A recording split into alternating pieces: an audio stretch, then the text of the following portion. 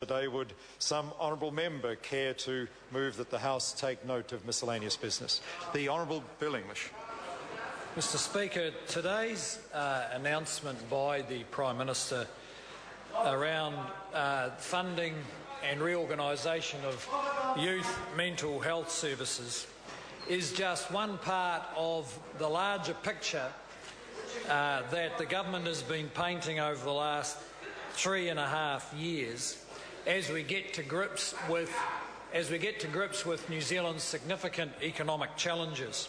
Because, Mr Speaker, if you look at that announcement, it has the same characteristics of the government's approach which were praised yesterday by the IMF assessment of New Zealand policy. Because in that announcement, the government has taken a clear view about its priorities. It's decided that one of its higher priorities is the mental health of our young people, and that has meant that money that was allocated to lower priorities has been shifted to this higher priority. It also demonstrates the drive the government has applied to the public service to work across government departments in a way that recognises people live in communities, not government departments. It's in our communities is where our young people are, and reorganises the tools of government to meet the needs of those people. This is just another example of how government is going to meet our fiscal objectives of a surplus in 2014-15, not just at the same time as not just maintaining our public services, but actually improving them, improving our public services, making them more effective. And yes, there are some cuts in programs that don't work, programs whose time has passed, and most importantly, programs that no longer achieve or don't achieve the objectives this government has set. Unlike the Labor Party, who think that because a program is public and because it's run by people who might vote for them, therefore we must keep it. That is not how this government works. We're focusing public services on the needs of individuals, families and communities. Well, listen to them chattering. Nothing has changed with the Labor Party. They think they represent the paid professionals of the state.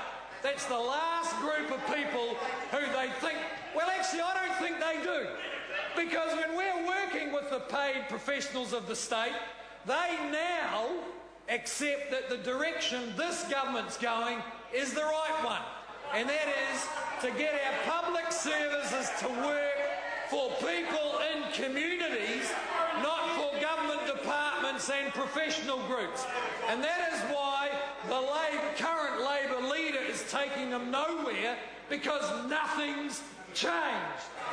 Not only have Labor refused to apologise for the damage to the economy, they refuse to apologise for the damage they did to public services.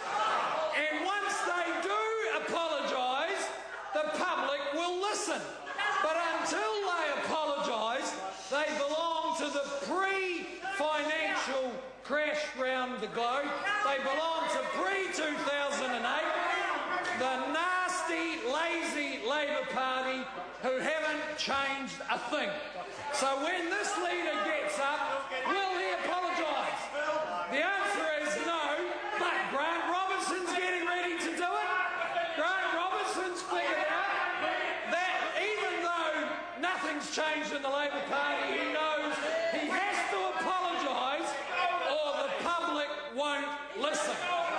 That's the difference between the current leader and the next one. The current one won't apologise because he's not allowed to, because he's captured by his caucus of vested interest, and the next leader looks like he won't change anything in the Labor Party, but at least he'll make it look like they're taking notice of the public. And Mr Speaker, that is why the government is continuing with its program, because we are reorganising public services we are getting back to surplus and we're focusing on a competitive economy, because in the long run, that's how we're going to be able to pay for better mental health services for our young people. The question is that the motion be agreed to. David Shearer, the Leader of the Opposition. It's a bit difficult to understand what that tirade was actually about.